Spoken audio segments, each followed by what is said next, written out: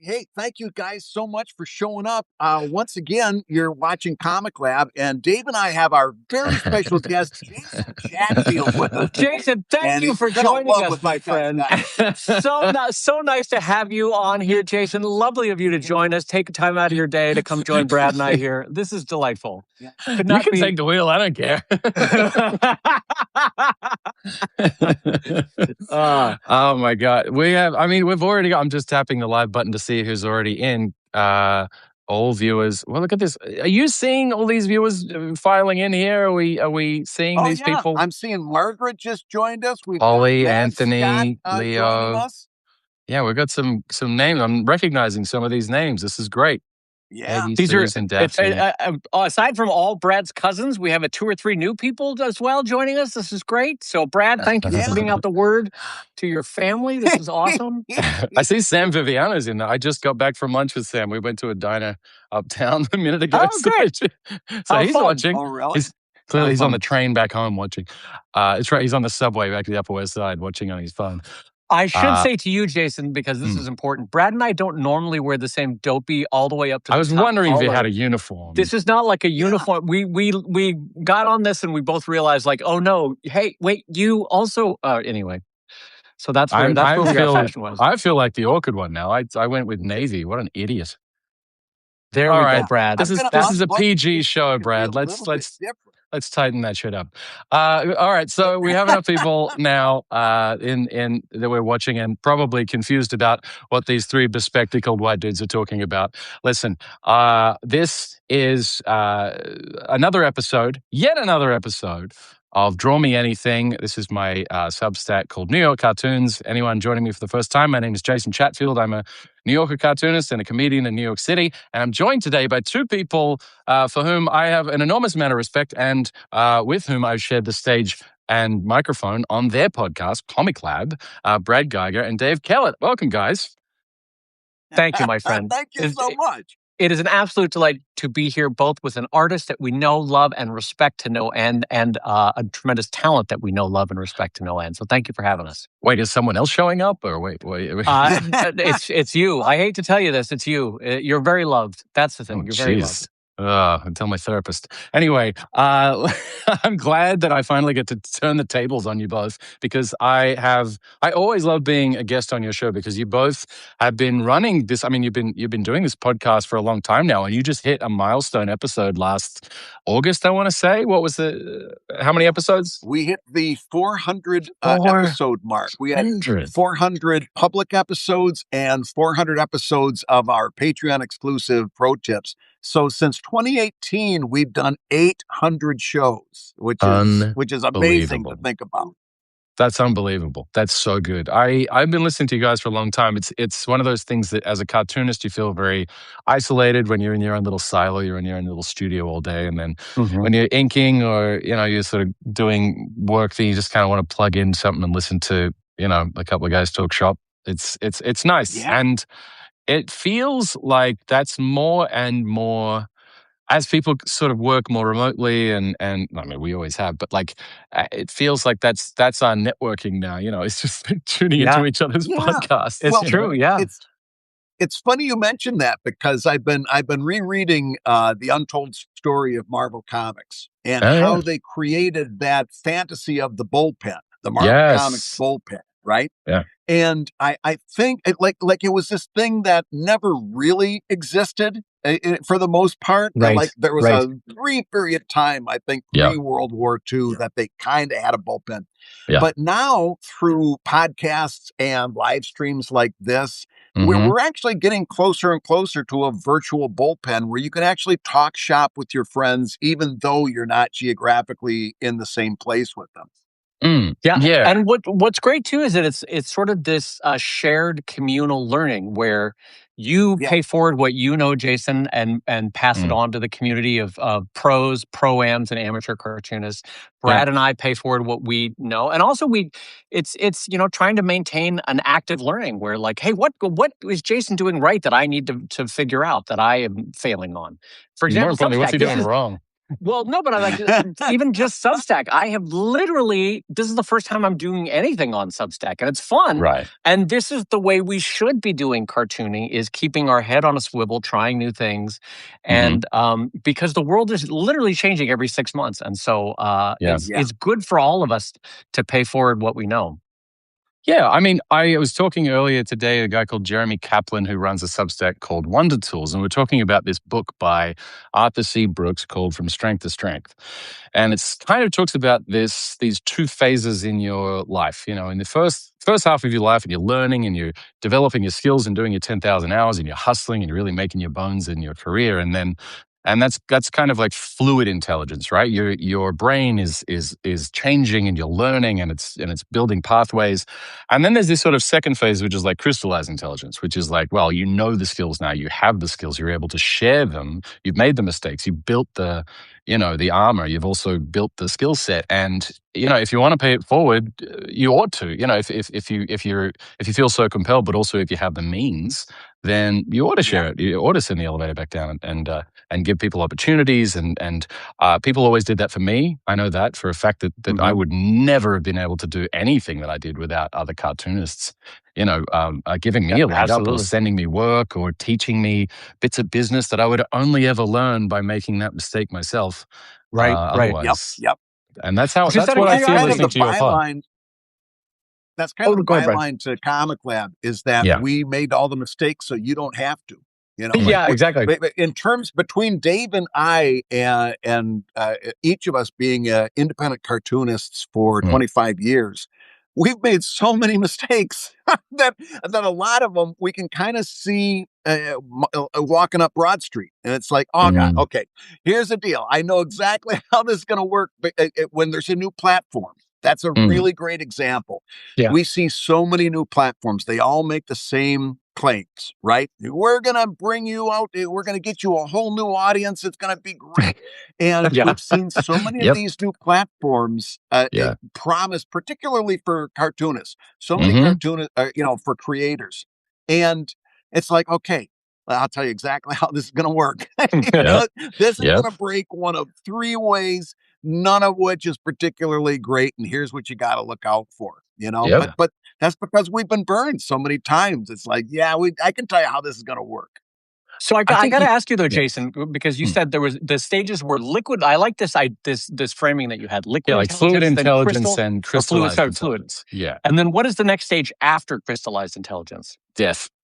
No, because I was going to say, because like one of the things that I saw in the generations above me, and I think you two saw it, was an atrophied intelligence where a refusal to change midstream. Yeah. And what happens then is you have crystallized intelligence that just breaks. You just break the crystals, because you're not willing to say, no, I need to go back to fluid intelligence and start over again, or relearn, or maintain a humility about the way things are done, And I don't want that in my own career. And I know that Brad and you both don't want that in your own careers, because I think we saw it in the generation that came before us. Is like, there is a way to do it, and if you step away from that, then you're doing it wrong, Right. There's a word that I'm looking for there that goes off of crystallized, that means hardened even more. Like what happens inside of your arteries? Calcified. I mean?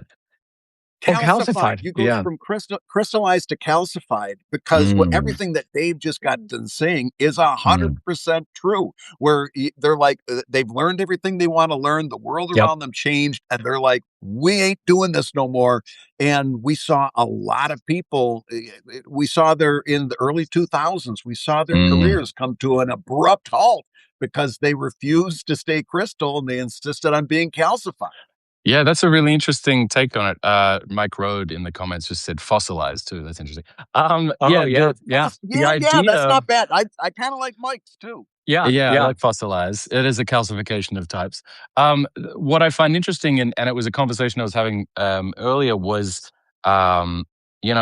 I know a lot of cartoonists who did have that moment of, no me, no more ways. Like, I know how I do things. I'm never going to change. I'm not going to change my tools, my process, anything. I'm locked in. For some people, that worked. So Al Jaffe, he knew how he did his mad fold-ins. He knew the process. There was no reason to change it, really. No. But But then there were other cartoonists who were freelance. They were working in advertising. They were working on animation. They were working in all kinds of fields that were evolving, and they refused to evolve with them. The ones who did evolve managed to survive and thrive and sort of adapt. They were more malleable. And then the ones who didn't just kind of ended up either, hanging back. Some would teach, which is a nice way to also do it. Like if you're like, you know what, I'm going to hang back from the actual working thing. I'm going to teach what I know, what's still useful, the foundations and the principles and the things that I've learned. There's nothing wrong with that. But what I find fascinating is this kind of charge of Ludditism. I constantly write on my Substack about AI and tools and these new digital tools and about how they affect people's, they affect the economy, they affect society and culture, and they also affect the arts in a big way. But I think ignoring it, putting your head in the sand and just completely ignoring it is it's a bad idea. I think you really should keep up with what's going on and what these tools can do, just so that you're across it at a bare minimum. And I was always an early adopter. I don't know about you guys, but I was always kind of curious, skeptical, but curious about new tools. I was one of the first cartoonists using a Wacom tablet, like a Graphite 2 back in 2002, 3, something like that. And I was using like Sense Labs tablets and Huion tablets and the iPad to draw and Procreate. And because I want to know, I kind of want to see what the tools are, because I'm not going to judge them before using them. And some of them I said are absolute crap. And I had no compunction about telling people that they were shit. But when they were good, I was going to lie. I'm like, this is actually pretty cool what this thing can do. I think it's silly to ignore it. And as Mike says, fossilize. That's a good word. Well, it's also to continue on that thought. I don't want to speak for you, Jason, but Brad and I have talked in the past how we actively don't want to retire, because in our lives, in the elders in our life, within a 5 to 10 year window after someone has retired, you see a shutting down of mental and emotional and spiritual shutting down. And I very much want to be more like the Charles Schulz or the Norman Lear philosophy of I'm gonna live as long as I can by working as long as I can. And so I actually think that keeping a sort of fluidity towards what I'm doing and how I'm doing it keeps me young, honestly, is that it keeps you sort of like, hey, what's new? What's going on here? What can I learn? That kind of thing. It's a fun way to go through life. Yeah, I think I can give you a rock solid example of that. Last Tuesday, I had dinner here in New York with a cartoonist who is still contributing to the New Yorker, still writing gags, still drawing, still publishing, still coming up with ideas, still has so many projects on the boil. The reason we were having dinner is that it was his 95th birthday. Mort Gerberg. Wow, yeah. Mort, how's Mort doing? Kicking, he is fantastic. He is zinging and zanging, cracking wise, busting balls. That guy. And his wife Judith is even better. They're fantastic. Yeah. He's so switched on. He's so curious. And as you say, Brad, he lives by Dave. He lives by the Norman Lear kind of philosophy of like, I want to work as long as I can. I want to keep learning. I want to keep working as long as I can, because it does keep him interested and curious, and he can't not work. It's kind of a compulsion in a way, is this curiosity and learning. He's on Instagram. He might hate Instagram and hate all these new, platforms. Doesn't mean he's not using them. Doesn't mean he's not exploring them, which is a great attitude, I think. Mort writing one of the very early instructional books on cartooning, which for people of Gen X, it was almost impossible to find those books back in the day. And if you stumbled upon Mort's book, it was like finding the Holy Grail, because here was somebody that was really talking about it in real terms, talking about the tools, the technique, the trade, and just a wonderful guy. And like you said, his wife, there is no bigger Mort Gerberg fan than his wife, who that helps. is constantly like, go up on stage, Mort, tell him this, Mort, tell him that. The couple of times I've gotten a chance to be in their orbit at the National Cartoonist Society has been some of the most joyful moments, because the guy really is like an amazing creative force. Yeah, I think creative is the word. Yeah, creative, dynamic, and encouraging. They're both, Mort used to teach, I think, at Parsons and SVA, and he has students now who, someone won a Reuben Divisional Award in San Diego last year, and they came up to Mort, and Mort was like, "Oh my God, you were my student 44 years ago." Like it's cartoonists who he helps, who he taught, and now they're like professional award-winning cartoonists. And that book, Cartooning the Art and the Business, it went through many different iterations, I think, and it started as the Arbor House Book of Cartooning, which I had growing up, and then now it's since been republished several times, and is now called Cartooning the Art and the Business, red cover. I've got a couple copies here, and it's one of those books that when I first read it, I was like, this can't be right. Like, there's too much. Like, I read it in like 2005, 2006, or something like that, and I remember thinking like, really? Cartoonists just like stomp around New York City with cartoons under their arm, just selling them to different magazines and publications, and just like then they go and have lunch together? Are you kidding me? This sounds like a dream.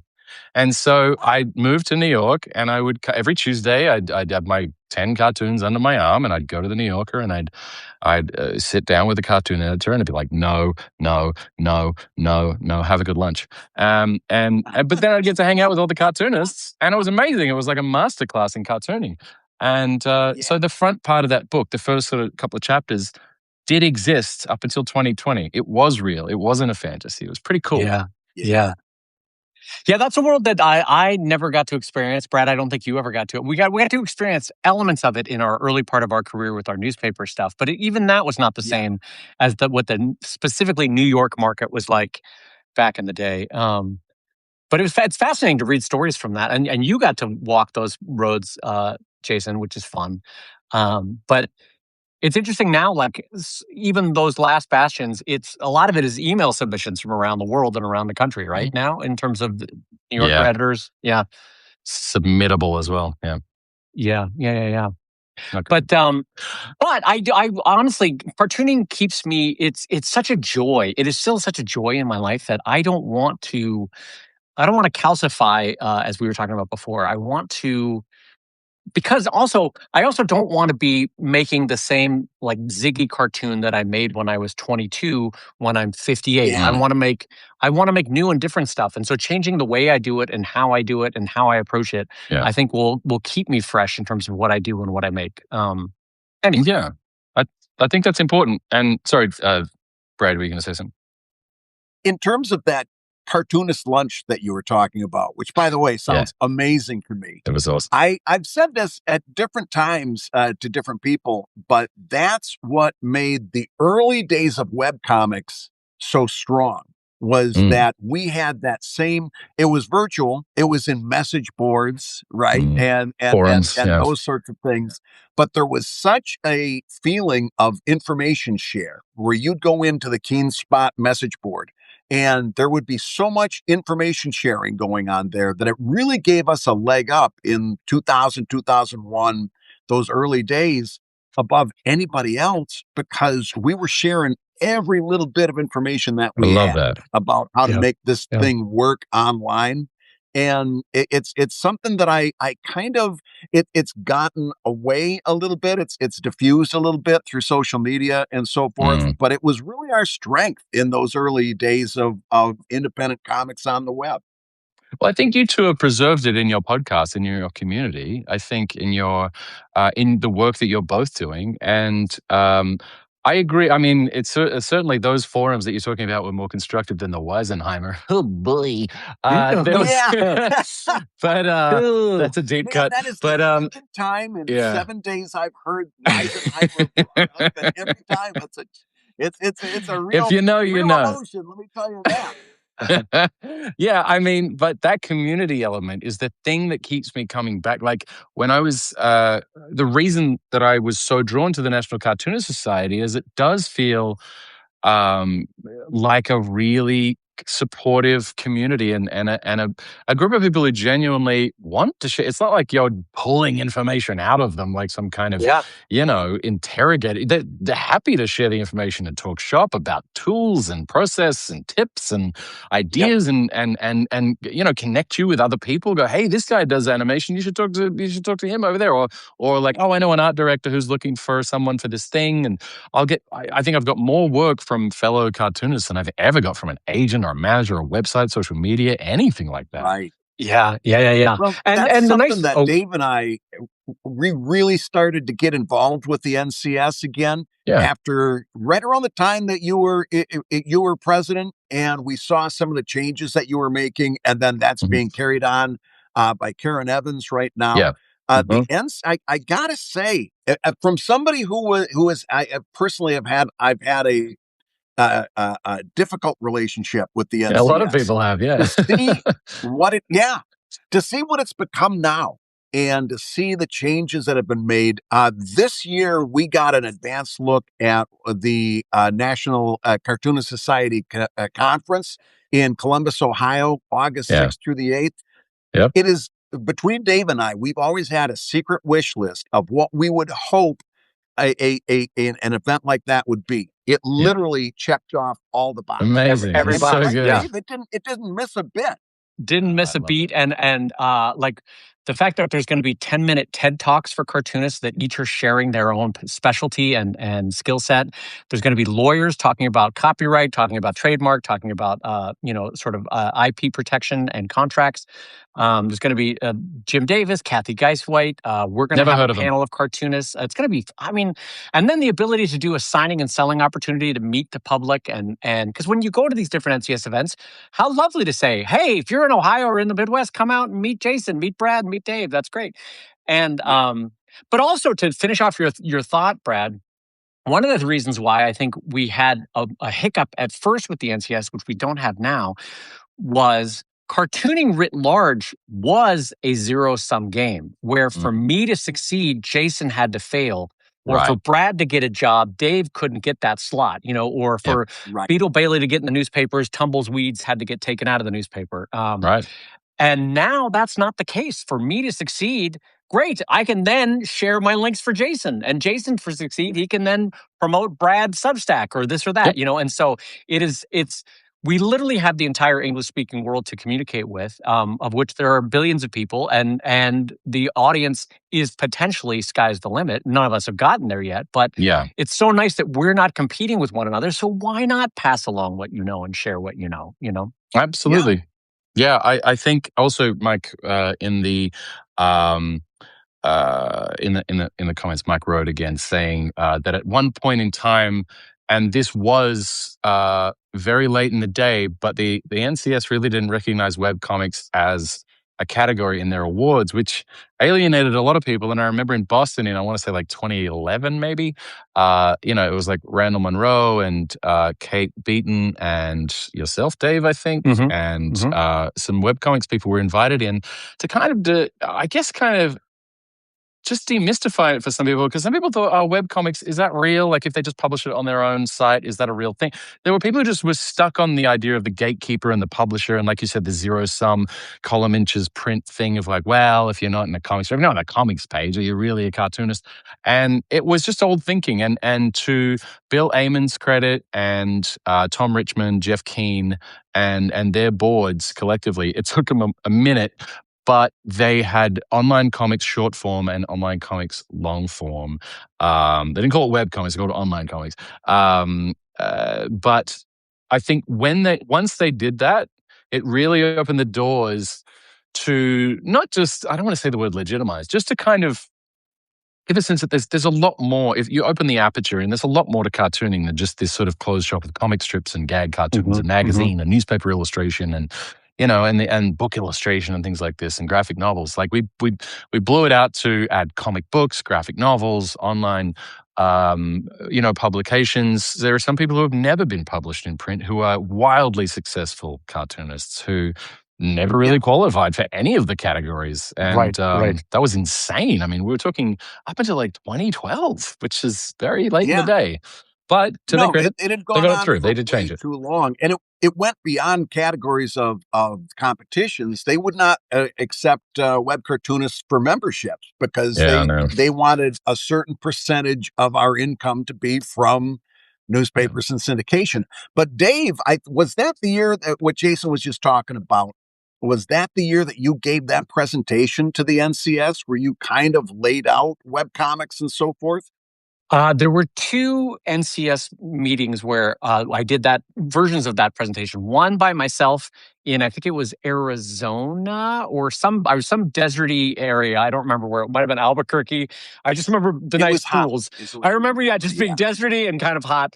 Could have been Henderson, Nevada. Maybe that was it. Henderson, Nevada. Yes. 2013, maybe? Yes, I think so. And then there was the one where Randall Monroe, Kate Beaton, and I gave a talk. That was Boston, that one I think was the better one because it was great. It showed 3 very different careers up on stage. But really, the older I get, the more I realize that the reason why cartoonists and the NCS were hesitant to welcome in web cartoonists was because cartooning at that moment was suffering a very real problem of what's called the innovator's dilemma. Yes. And right now, like Ford Motor Company is having a huge problem with the innovator's dilemma because they know that in the next 5 to 10 years, Chinese EVs are going to eat their lunch and that is the technology of the future, that electric vehicles are better, but their entire factory platform, their entire workforce, all of their suppliers, all of the way they raise capital, all that is dependent on the internal combustion engine. So if they innovate, the dilemma there is that they screw their existing income source, right? And the exact same thing happened with syndicated cartoonists and magazine cartoonists, which is if they welcomed in this webcomics business model, they were actively screwing their own what they saw as their fixed newspaper magazine. Of course, that wasn't the case, but it was the innovator's dilemma for cartooning writ large, which was how do we change while at the same time maintaining our ever dwindling income from newspapers, mainly from newspapers and magazines.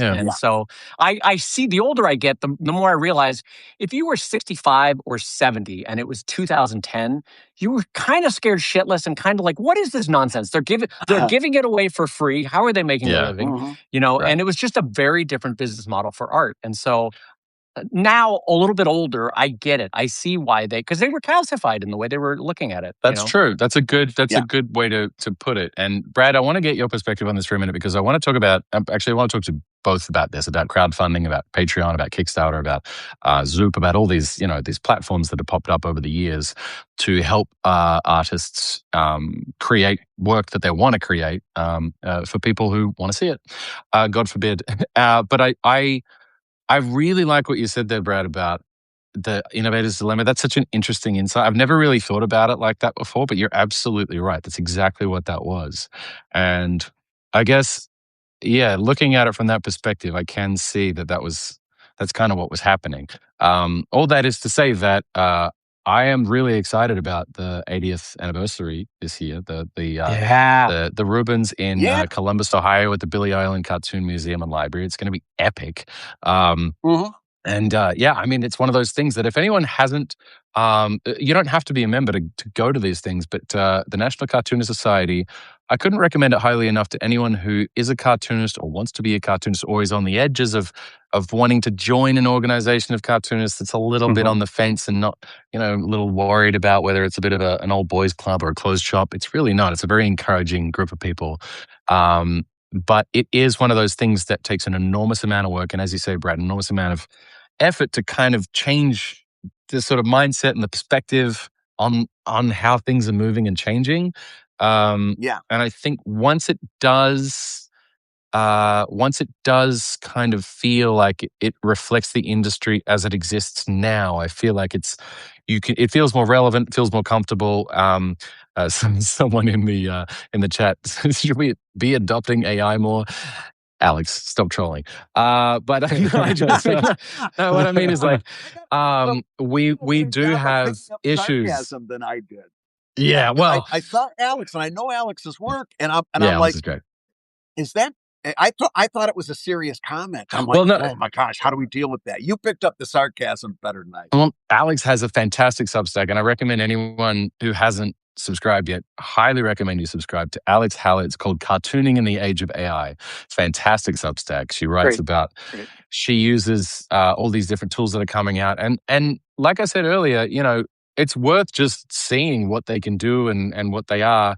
I have enormous misgivings about AI generated art and about all of the tools and the effect on the environment and the economy, all kinds of things. And so I do what anyone does when they make any kind of decision as a consumer. And if I don't like the thing, I don't shop there. I don't buy that product. I don't use Grok. I don't use Meta AI. I don't use products that are made by people I don't trust. It doesn't mean I'm going to completely bury my head in the sand, as I say, and just not use any technology at all. So I want to talk to you both about crowdfunding, because when I spoke to the founders of Zoop back in, I want to say 2020, it was such a new thing. And I was talking to Tom Richmond about Kickstarter and GoFundMe. And, he was putting together this book with Des Devlin called Claptrap, which is a bunch of movie parodies that never got published in Mad Magazine. And a lot of other cartoonists that I've spoken with about crowdfunding. I wonder, is crowdfunding still the correct nomenclature? That's still the term we're using, right? But there's, like any platform, there's an enshittification loop, but there's also trolls and scammers. Every time there's a new platform, anytime money's involved in any way, shape, or form, scammers will pop up to try and figure out a way to screw people out of money. I spoke to a Norwegian cartoonist last week who said she listed her comic project, and within 24 hours, one of these scammers popped up and pledged some ridiculous amount of money and promised this and that, and there was an email exchange. It's a classic scam. But a lot of people don't know about these scams. They don't. They think they're legit opportunities. So can you guys kind of talk about that? Because I'm also kind of a babe in the woods here. I don't really know what a lot of these scams are and how they work. Brad, you want to jump in first on that one? Gotta do. What's that? Oh, I was going to say, Brad, why don't you jump in? The first thing you've got to do, especially on Kickstarter, is that you have to assume that anything you get any messages you get after you hit the publish button on that Kickstarter, you have to assume it's a scam first and then prove it otherwise second. Because there are so many scams that happen immediately. Like you were saying, Marguerite had one within 24 hours. I had one within 24 minutes. Wow. Right? And as soon, and it was the same type of thing. This guy pledged $2,000 and he drops me a line. He says, I can make it $5,000. And I literally didn't even answer. I was ticked off because he was throwing my totals off. But I just was literally, I don't even want to let you know that I'm getting these messages. I know you're going to drop out sooner or later. I mentally adjusted my total as such. But they do such a good job of using the Kickstarter logo, or using official sounding. But as soon as you look at, where's this coming from? And you see this long, it's got Kickstarter support at the beginning, but then a whole bunch of stuff after that. They're actually not too hard to figure out that this is coming from a scammer. And I don't know, maybe Dave, you'll disagree, but I think the best guard against it is especially with Kickstarter, as soon as you hit that button, just assume that you're being scammed after that. Yeah. So I will echo what Brad just said and co-sign everything that he just said. And then let everyone know that virtually on any platform, the messaging will come in official messaging will come in through the platform. You will get it on the platform. Right. There will be, you can click and you will see it as from this and that's new. If it's coming into your inbox only, then before anything else, it's a fake, it's a scam. And especially if it's got the Kickstarter logo, what looks like Kickstarter support is the name of the email. And then you click into the actual code of the email and you see Kickstarter support at gmail.com. You're like, why would they be using a gmail.com URL? So the cynicism immediately kicks in. But like Brad said, almost from the moment I hit publish, I assume a certain cynicalness to anyone doing outreach to me about a problem, about money, about this or that. Like if someone comes into me or comes in with a $500 pledge and promises to do more, I always look at it as this. I'm not that pretty. Why are you hitting on me? You know what I mean? Like, leave me alone. I ain't that pretty looking a man. Get away from me. I could go. I know where I stand in the world. You know what I mean? Like, I got a mirror at home. Yeah, I've got a I mirror. don't know. You're know a where solid I stand. 6, Dave. I think you're underrated. Listen, I'm a New York 6, but I'm a 10 in Topeka. That's what I tell you. But I've always said you're a Topeka 10. No, but you know what I'm getting at there is that I know my value in the market, but that's also, I've been cartooning online for 25 years. Where I feel bad is for the cartoonists that are doing it for the first time, or they're 22, or they've never experienced Kickstarter or Patreon, and so they have no baseline to judge it against. Of like, wow, this person really loves my work. They made a $500 pledge, and they want to do more. I just need to follow up with some emails with them. Oh, this sounds legit. I mean, I guess this is how it's done. Whereas I immediately, my spidey sense goes, something is weird here, something's wrong. I ain't that pretty. Literally, I say versions of that to myself, like, yeah, no one's throwing down $500 for Dave Kellett's art on a Kickstarter, you know? I say the same thing all the time. I say the same thing. I say Dave Kellett is not that pretty. And rightly so. And rightly so. Listen, rightly so. But there's another part of that Dave, kind of touches on a little bit. And that is that some of this is common sense. In other words, there's a lot of time. This is the other common scam you get, especially with Kickstarter. I'll pledge to you if you pledge to me. That's an old standby. And then there are 110 different organizations that promise you that if you give them X number of dollars, they will bring you pledges. Like full stop there. What they're actually saying is, I know how to get to your audience better than you do. Well, that's bupkis. There's no way in hell they know how to get to an Evil Link audience better than the guy that does Evil Link. But a lot of people, especially, and listen, I've been there. You're at the middle point of that Kickstarter. You're in the middle of the bathtub curve. You hate yourself whenever you see yourself in the mirror. And all of a sudden, somebody who comes across with a message that says, I could bring you 100 backers. All you got to do is spend this amount of money. We've all been tempted by that. How can you not be tempted, especially in the middle where you're kind of hating yourself anyway? But it's all common sense. There's no way they've got a better way of getting it across to you, getting across to your audience than you do. And they're promising you things that you know darn well can't be true. Right. Well, it might be helpful. Let's just real quick run down all the scams that Brad and I have encountered. So Brad just said people that are reaching out saying, hey, I can bring you 1,000, 10,000 backers right away. Just give me $100. People that make a huge pledge, but then have sort of weird circumlocuitous requests that you're going to, hey, I need you to PayPal me $20 so I can send you $500. Like, what the hell is all this nonsense, right? That's the classic scams on that. People that reach out through some sort of official looking email saying, hey, we noticed a problem with your Kickstarter, but we can help you fix it, and you can see where that's going to go with more emailing. People that make a huge pledge and then very clearly, you don't know what the scam is very clearly, but they're going to drop out at the very end. So you just have to mentally, like Brad said, do the math of like that 500 is going away. I'm just going to have to take that out. Brad, what else am I missing in terms of scams that we've encountered? There's another one. Here's one you missed. A guy signed up to and bought literally one of each of my books. Very nice, right? Very nice. It was a $200, $250 order that I was going to ship through media mail to his address in Texas. After the campaign closed, he changed his address, Jason, to Australia. It was Gary. Do you know Gary, Jason? Not Gary. Every time this guy. He lived down the block. Yep.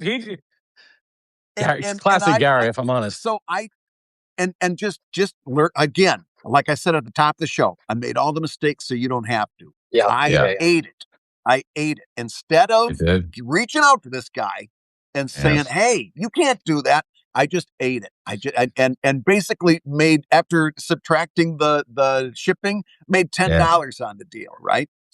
Next year, next Kickstarter, doesn't that guy pledge again? And this time I'm like, no, you don't, Gary. I know you're in Australia. And I got in touch with him. I said, listen, I partially because of you, I am not doing any international shipping anymore. And I'm not doing, I took it all off except for Canada because it's gotten ridiculous. Yeah. And he says, oh, he goes, if I would have known that, he says, I've got a special address that I use to that. I would have just had it sent to my United States address. To the Strait of and then they would have Hormuz. forwarded it. And I'm like, son, so if that ever happens to you, learn from your old Uncle Brad. Just reach out. The thing, and by the way, I had Dave in my ear the whole time. You remember this, Dave? I know you do. Oh, yeah. Because he said, just get in touch with them. It's not a big deal. It's a misunderstanding. Just get in touch. I'm like, oh, I'm so non-confrontational in that situation. And turns out he's like, oh yeah, I've got an address for that. So there's another one. I don't think he was planning to scam me, but I took a bath on that deal. Yeah, I don't know that was so much malevolence as just human frailties, and your combined with your Midwest niceness. Like Jason in New York, me in Los Angeles, we would have been like, listen, buddy, you're paying more to get that shipped to Australia. There's no way I'm covering that. And Brad's like, oh gosh, I brought you some declares that I made. Oh, here we go. Yeah. Oh, listen, I am not proud about it. And like, if I was advising somebody, I'd be furious if they did that. But do as I say, not as I do. Learn from it. I want to say though, so that in case younger cartoonists are listening to this is not us saying don't do crowdfunding, don't do distributed fundraising. That's not at all what we're saying. We're just saying that, like everything else online, and Jason led with this, anytime there is money involved, you get an email from like, hey, I'm from a country that geographically you're not sure where it is, and I'm about to involve myself in your financials. And you're like, wait a minute, hold on, slow down here. And that's unfortunately somehow in the last year and a half, I'm guessing, they have suddenly discovered Kickstarter as being like a great way for scams. Because for about 10 years, I had no problem. I mean, I had problems, but nothing to the scale that I now have, where immediately, as soon as you hit launch, you immediately get 40 to 50 emails, or at least I do. And I got upwards of 3 to 4 fake pledges that were gigantic, that were offering me rigmarole to do more or do this or do that. So anyway, but Kickstarter and Patreon and Substack for Jason and Brad have been huge parts of our careers and huge parts of our income streams now. Yeah. And really a loving way for audience and artists to interact with one another in a way that makes it possible for the art to come into existence and for the readers to get it in a way that they love and in packages that they love. And so I love distributed fundraising. This is just a new wrinkle that's unfortunate about scams on them. Right, and it's kind of the price of admission now for doing any business online. And I misspoke earlier, by the way. Marguerite Dehere, the cartoonist I was talking about, the comic artist in Europe that I was talking about, she said that the scam came in less than 5 minutes after she hit publish on the campaign. So that makes sense, actually. I believe it. Yeah, that's consistent with what you guys are saying. I'm going to flip my camera for a minute and keep drawing while I talk to you guys. You're welcome to join. Absolutely not mandatory, but I would obviously love you to join. Anyone in the chat, if you have any requests while we sketch, let us know. Otherwise, we're just going to doodle around. But I do want to keep talking about this, the notion of sort of these new income streams for cartoonists, the fact that you guys have always been, I believe, at the forefront of this, where you have been experimenting with crowdfunding campaigns, using social media, using mailing lists, using all these new tools that we kind of have. And what I'm finding is that everyone has a completely different experience with it. There is no common thread. So everyone's asking each other, hey, what are you doing? Hey, what are you doing? And there's because everything keeps changing, it's a moving target. It's hard to pin down any kind of best practices, you know? Are you finding, is there anything that you've tried that's kind of worked with your audiences with both crowdfunding and also just Substack and Patreon and stuff like that? Well, there's a couple things that is really, I can give you some general ideas because there are certain things that, especially Dave and I, having been doing the show for so long, certain things that we see all the time. First one is that people expect crowdfunding to be like an ATM. And what we say all the time on the show is that everything you need to know about crowdfunding is in the word. First comes the crowd, then comes the funding. Right. So if you haven't done audience building on the web, if you haven't done that first step of reader retention and building an audience, you're not going to do so hot on crowdfunding. You might have a couple of like $200 goals that you might be able to hit just because, particularly now when we're talking about Kickstarter, Kickstarter really does deliver discovery in a way that no other platform has been able to master. That's great. But in terms of large projects, in terms of the kind of stuff that you really need to rely on to make a career go, you need to do that crowd building first before you can even think about the funding part. And we see that happen all the time. What else do we talk about quite a bit on the show, Dave? Well, with Patreon and with Substack is that you can't, like Brad said, you can't just assume that it's going to be an immediate ATM, but you also can't just assume that it's just a tip jar. Like, hey, I'm already doing the things that I'm already doing. Right. Now you should tip me for it. The Patreon itself, the Substack itself, has to be a unique enough thing where people are like, oh, the community there is amazing. The commentary is amazing. The extra things that Brad or Jason is doing is amazing, and I can't get this anywhere else. Yeah, I'm gonna jump in on that Substack, or yeah, I'm gonna jump in on this Patreon. And looked at that way, it's much more of a joy-filled quid pro quo than just, as Brad said, an ATM where you can go ka-ching, ka-ching, ka-ching. You know, you are giving to your audience as much as they are giving to you.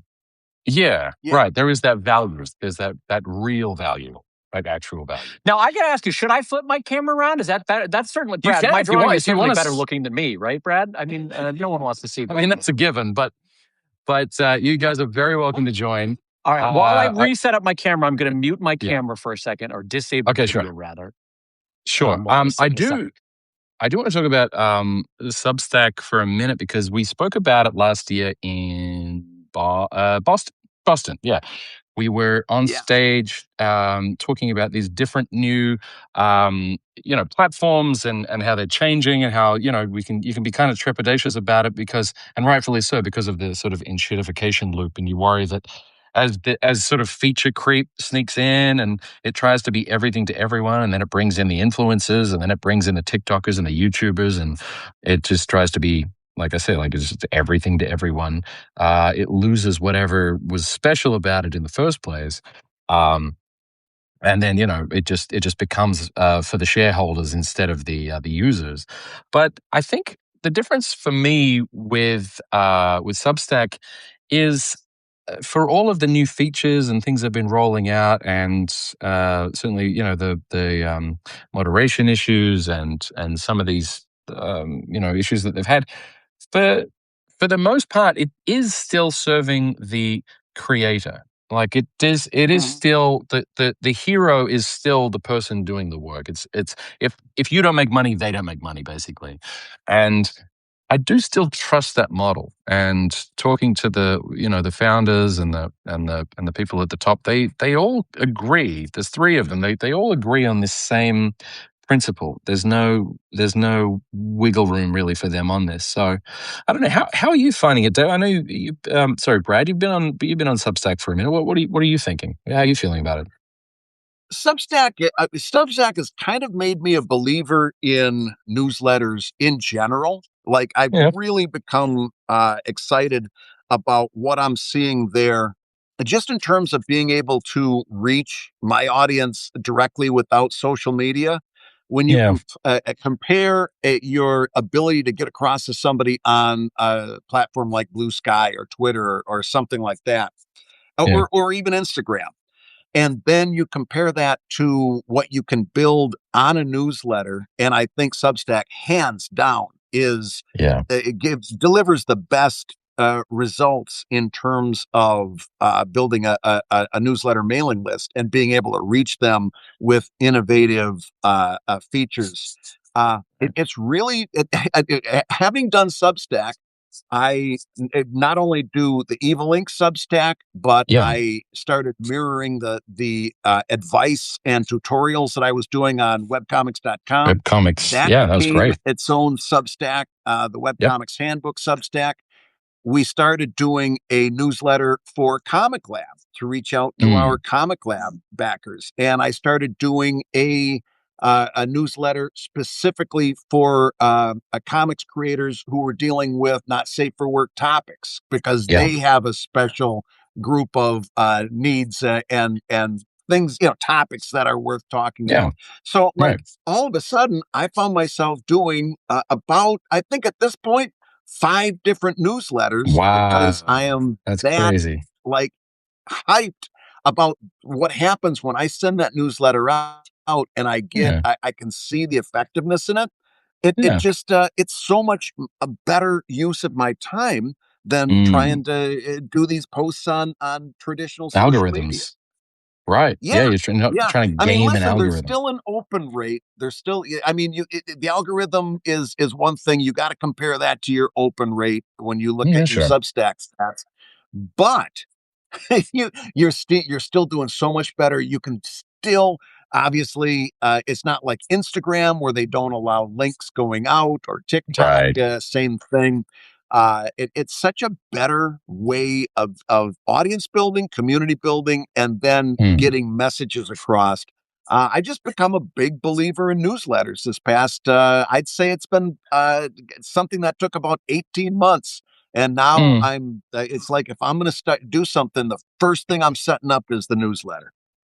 Well, anyone who doesn't, on the top left of your screen right now, there's a big orange subscribe button. If you don't already subscribe to Brad and Dave, you can click that orange button. It'll immediately subscribe you to their newsletters.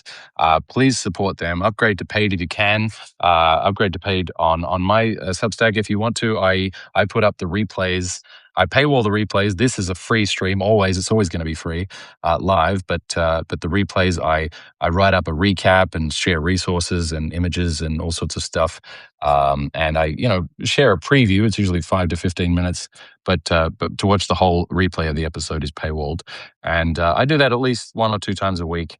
And I think that for me, the value in it is being able to share information, to be able to introduce people to artists and writers and people that I like and that I know. Selfishly, I learn a lot from talking to them.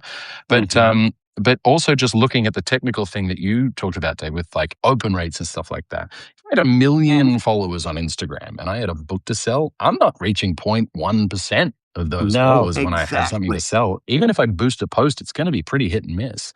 But if I have a mailing list of 20,000 people, and my open rate's 44%, that's incredible. Yep.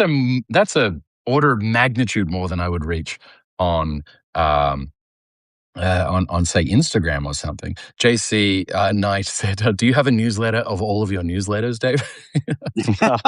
Brad. Oh man, that's funny. Listen, don't put it past me. I can go to 6 very easily. Hey, Brad, I just want to, by the way, I want to thank you, Brad, for appearing on my feed real quick. If you want to take a look just for a second. Hold on. That's great. I love it. That's so good. Oh, I only wish my hair was that good. Because I'm doing something similar. I'm doing a Bigfoot with male pattern baldness. Oh, nice. Nice. Well, that's a fun idea. Guys, give me something to draw real quick. Give me something while we're talking. Instead of Bigfoot with male pattern baldness. Sorry, go on, Brad. I guess we can ask your audience, right, Jason, on what I should let's ask anyone in the chat. I mean, if you have any requests of something you want us to draw, we'll send post in the comments something you want us to draw, and then all three of us can draw it, and we'll see what our different interpretations of it. Please don't say Brad at the beach. I will say this: I've been really excited about Dave's drawings that he's been posting on Blue Sky lately. He's working on a new book called Anatomy of Monsters. And his monster drawings are just amazing. The amount of character you get. Your Dracula the other day, Dave. I wanted to compliment you on that. Because you not only did you do a really great Dracula, but the humor writing that you put around there, you got amazing content out of drawing. I think you did about a dozen punchlines about vampires. Not a single one of them mentioned teeth or drinking blood. That's great. It was all based on like character design, and I could have never. I sat there and looked at that, and I felt like I don't know, jealous. I couldn't have gotten that many funny things without going to the standbys of shadows and mirrors and pointy teeth and drinking blood. Well, you know what, Brad? You actually, Dave, this is the best thing you've ever done. Well, thank you. You actually gave me an insight the other day, Brad, because we were talking about werewolves. And Brad and I were pitching on jokes for werewolves. And Brad said, kind of offhandedly, but boy, it has stuck with me. He goes, nobody wants to hear about a victim of a werewolf in a comic. And I was like, oh, yeah, lean in on the goofiness of it. Stay away from any of the horror of it. That's where the joy is on that. So, Jason, help out Grandpa for a minute. How do I see the comments in your chat? So they're in the bottom there, but I've been looking through them just while you're talking there, and pugs on ponies, pug the dog breed on ponies. I know that horses are ridiculously difficult to draw for a lot of people. I hate drawing dogs and bikes. Bikes and horses. They're the two things, bicycles and horses. Yeah. Ponies have that specific fat nose too. I'll try that. Let's do pugs on ponies. And we can. I love the male pattern baldness. There, that's very funny, Brad. I wanted to kind of. I wanted to land on something here with, just the fact that, coming back to the very beginning of the conversation, we were talking about adapting, being malleable, being able to kind of adapt to the realities of the industry as they are, not as we would like them to be. And there is a part of me, and I talk to this, I talk about this with all kinds of artists. There's a part of me that is, I don't want to say pessimistic. I'm not a doomer, but I'm certainly not thrilled with the attitudes of some people as they sort of value art and the creation of art, the process of art, the human elements of it. So there was a comment on one of my reels on Instagram where I was talking to Alex Hallett, and there was this guy who, very well-meaning guy, wasn't being malicious or anything. He was saying, look, I have all of these great ideas for cartoons and I can't draw. So, I have been using AI to draw these cartoons and sort of submit them or make them and see if I can find a home for them. And, Alex said, in good faith, she was like, well, actually, look, for what it's worth, I don't accept the premise that not everyone can draw. Everyone can draw. I mean, there's a point when you're like 8 years old when you see someone else drawing and you go, oh, well, I can't draw because I can't draw as well as that person, so I'm not even going to bother anymore. But I think everyone can draw. It's worth learning. It's a skill that, not everyone has a natural aptitude for and a natural inclination towards, but like anything, you can learn your version of that, And I think the voice, the thing that's interesting about cartooning, the thing that's interesting about art is the voice, is the unique thing that you bring to it as an artist. And so we went back and forth a little bit on it, but what do you think about that, Dave? Brad? That's the thing about, especially when it comes to humor comics. Humor comics ain't about art. In fact, the art a lot of times is almost the least important thing about humor comics. Right? Yeah, look at XKCD. And a great example of that is you can go back into history and look at James Thurber, right? Who was certainly not a Charles Addams level artist, but a very good humorist. But then take a look at our buddy Dave Blazik, who does the newspaper syndicated panel called Loose Parts, right? Funny. And he came on the show and was talking to us about this. And he said he got the job, basically, and he didn't know how to draw at all. It was in advertising, right? Write a punchline like nobody's business. And so he slowly taught himself how to make an image on a page. You look at his work now, and it is very, very minimalist. Yep. But it is not. It's not like what I'm seeing on you guys' screens right now. Right? It doesn't have that level of detail. But since it's a humor comic, he does an excellent job of getting his point across, and is one of the best single panel comic artists working today. Award-winning. It's not about the art. It's not about whether you can draw. Right? I think some of that is. I don't think this person, was a bad person. I just think it's a misunderstanding that even a lot of our listeners on Comic Lab make the same misunderstanding. They want it. Right. They all want to talk about the art, but it's 9 chances out of 10, and this goes for comics in a larger scope too. We call them comics readers, not comics lookers. People are there for the writing. Yeah, that's interesting. Okay. I do like that. By the way, I'm loving the Kellett's style. Kellett, your style is ridiculous. I love it. There's so much energy to it. And the movement, the contour with the line, with your pen. It's unbelievable. I never get sick of looking at your work. That's very kind of you to say. I was actually looking at the jeans that you drew earlier and said to myself, I wish I could draw jeans with as much fluidity and energy as you do. I mean, we all have this in that comparison is a thief of joy, and we all look at what everybody else can draw and we go, I wish I could do that. But your jeans were delightful. And when I was looking at your drawing earlier, you're just very talented. When you learn to draw a certain thing, it's the era, the age that you learned to draw it in, like shoes or pants or whatever. That's what you draw from now on when you look at jeans. And I learned to draw jeans like 2004 through 7, I want to say. So like baggy jeans were in. So when I draw jeans, they're often baggy jeans. They're whatever the fashion was at the time. I will say this for a little tip for everybody, and Brad and I have talked about this on the podcast. Adding nonsense like this detritus that is not necessary just gives you so much energy into a drawing. Like, it's interesting how, like, granted, I probably did too much there, but I don't think so. But anyway, I want to finish up on that AI thought though, while I switch to a new drawing, because I am not as critical of people saying like, I have a lot of ideas, but I can't draw, because I think everyone is critical of AI being used in whatever career or field they are in, but they could give two shits about how it's being used in whatever field or career they're not in. You know, are you ever right? And so if you're an accountant, you're like, this is terrible. The AI will get your accountancy wrong. You got to go to a human.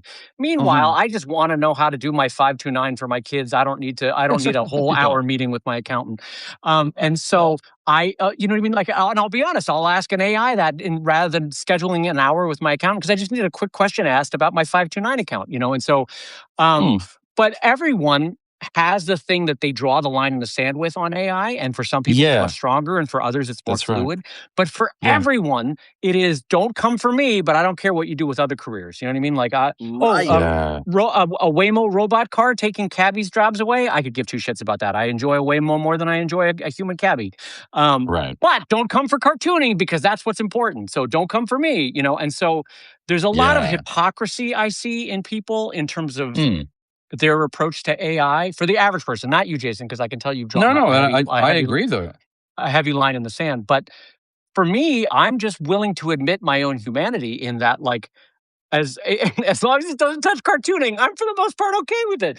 But as soon as you touch cartooning, I'm like, how dare you? How dare you try to draw a cartoon with AI? That's ridiculous. I've worked for 25 years to get good at this. Meanwhile, my accountant is like, how dare you, Dave, ask a 529 question of your AI? So I get it.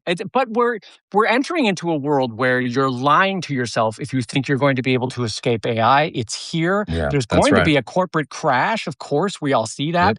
It has to solidify into 3 to 5 companies, and right now we have about 20 worldwide. But it's here and it's not going to go away. So you've just got to figure out a way to navigate your own reactions to it and how you will or will not use it in your life. But I would advise people to be careful in your own publicly stated hypocrisy, because at some point it will bite you in the ass, you know? Yeah, I think you're right. Anyway, that's my soapbox. That's my soapbox. All right. Since I can't see the comments, what's another one that people wanted to see, by the way, Jason? I was just going to say, we've already blasted through the 1 hour mark, and you've already given me a ridiculous amount of your time and energy. I know every time we talk, it's just time vanishes, and we end up just completely losing time. And we will definitely do this again. I mean, I'm definitely gonna have to get you guys on again. But Brad, can you show me? Can you hold your drawing up to the camera? It's upside down at the moment on the screen. So if you can flip it 180, I can see the drawing. That's amazing. I love it. Of a Bigfoot dealing with the male pattern baldness just made me chuckle.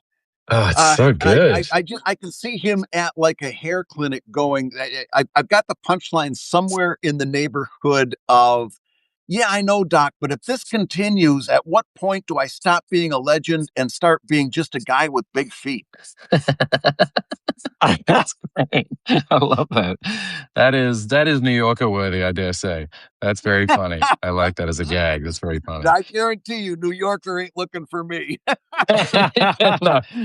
Oh my God, that's so funny. Well, this has been insanely fun. I mean, you guys, I feel like I have this parasocial relationship with you because you're in my ears all the time, and I feel like we talk more than we do because I hear you.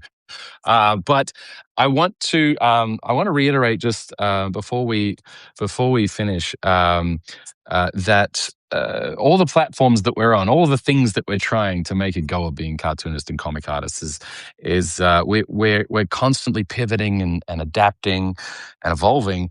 But for the most part, the one thing that remains is this sort of like passion for the craft of the thing that we do. We actually enjoy the doing of the thing because it's the only thing you can really latch onto is the actual doing of the thing, you know?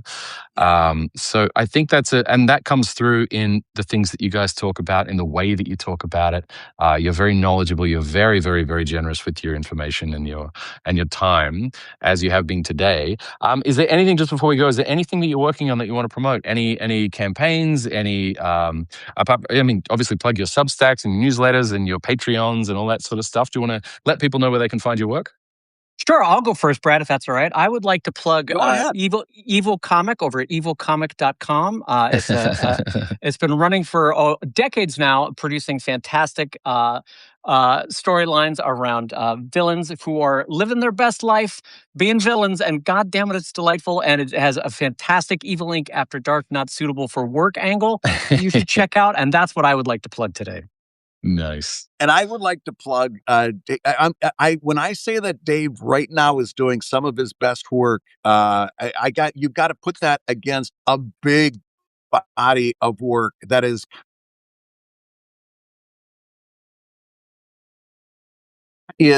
Sheldon at sheldoncomics.com, which is his short form comedy strip. Right Look now, what he did. You can see Look what he did. Oh, you did it, Brad. Brad, you picked up on what I was doing. We're plugging each other like champions, Brad. I don't know whether you guys noticed, but I forgot to turn my other phone off, and my wife just called, so I was trying to politely hang up on her, but not lose my train of thought. You're in so much trouble. I'll pay for that later. But when I say that Dave's doing some of his best work, do follow Dave Kellett on Blue Sky, where he is posting the images for Anatomy of Monsters. I can't tell you how delighted I am by that stuff. But also take a moment and check out Dave's science fiction comedy, which is called Drive at drivecomic.com. And you will see somebody at the absolute top of their craft doing a sci-fi. I like to say it, and I don't know whether this is okay with you, Dave, but I'd like to say that it's kind of like if Star Trek had Muppets on the crew, right? It's I don't hate it. I don't hate it. Yeah, it's this traditional space opera, except all of the characters have that same joy and humor and charm that the last time we saw them anyplace else was on The Muppet Show. That's very nice of you, my friend. And I will give two more quick shout outs. One for the Webcomics Handbook on Substack. If you're on Substack regularly, you're going to want to check that out. Brad's giving top tier professional advice and pro-am advice that if you're working your way up the ladder, Brad will help you get there. Fantastic advice that he's been doing on Substack. And I will also say, do check out comiclabpodcast.com. It is our 9-year running show. I almost said 5 years. 9-year running show where we every week just delight in laughing and talking about comics. So do check that out. That's amazing. You guys are incredible. I really appreciate you guys coming on. I can't wait to see you in Columbus in it's August. It's creeping up. It's August, right? It's going to be such a good time. It's going to be epic. So good. I can't wait. Anyone who is interested in cartooning, if there was one year that you were waiting to pull the trigger and coming to the Reuben Awards, the National Cartoonist Society, exactly. This would be the year to do it. This is 100%. Yep. Absolutely. It's everyone you've ever read or seen on page is probably going to be there. Every comic artist, with a few surprise guests as well. And I will say something, an unspoken thing that not a lot of people will say out loud, which is, this is the year to come to the Reubens because there is a generation of cartoonists that are going to stop coming, and you are going to want to meet them before they stop coming. And I'm just telling you that with love, that there's a lot of people who are near the end of their career or at the apex of their career, and we don't have many more years with them. And you're going to want to meet that generation if you love cartooning like the three of us do.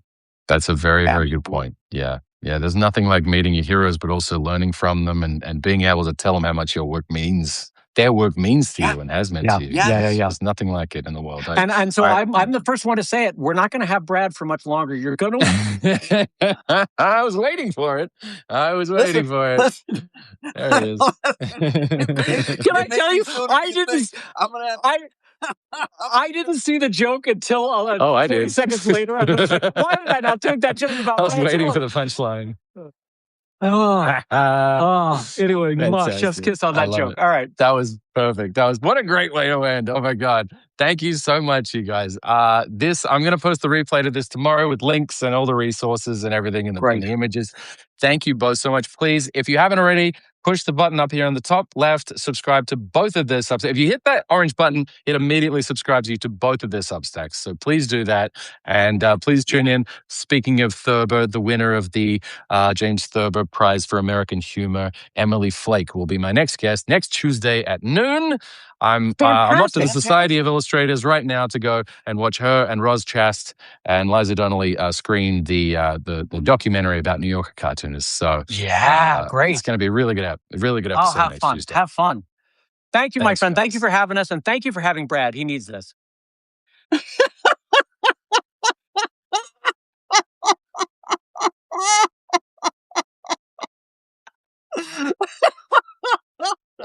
All right.